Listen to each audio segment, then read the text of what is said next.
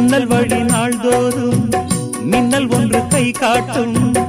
அம்மம்மா என்னைத்தான் ஆசைகளில் நீராட்டும். எனக்கும் உனக்கும் இருக்கும் நெருக்கம்